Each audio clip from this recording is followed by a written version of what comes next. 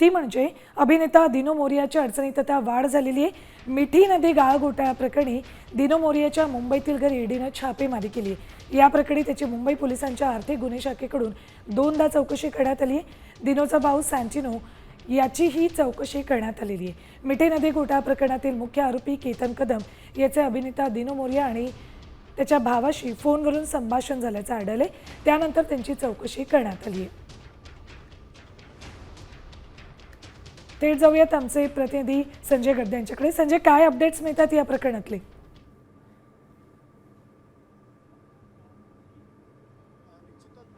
मिठी नदीच्या गाळ काढण्याचा जो प्रकरण पुढे आलं होतं, यामध्ये 60 कोटीपेक्षा अधिक रकमेचा घोटाळा झाला होता। यानंतर मुंबईत जे आहे ते EOW कडून 2 दिवसापूर्वी मागे अभिनेता दिनो मोरियाची चौकशी करण्यात, त्याच्या भावाची देखील चौकशी करण्यात आली आणि यानंतर कुठेतरी काही आरोपांमध्ये तथ्य आढळलं होतं, चौकशीमध्ये काहीतरी तथ्य आढळलं होतं। यानंतर ईडीने देखील या प्रकरणामध्ये दखल घेत जे आहे ते अभिनेता दिनो मोरिया आहे त्याची चौकशी करण्यासाठी आज सकाळी 6 वाजल्यापासूनच या ठिकाणी छापेमारी सुरू केलेली आहे।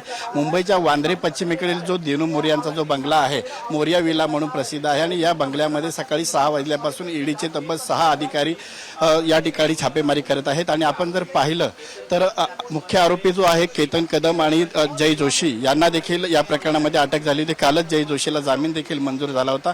मात्र आता या ठिकाणी दिनो मोरियाची जी चौकशी सुरू आहे, तब्बल 6 तास झालेले आहेत। या ठिकाणी ईडीचे 6 अधिकारी चौकशी करत आहेत। यामुळे कुठेतरी अभिनेता दिनो मोरिया देखील आता अडचणीमध्ये सापडलेला आहे।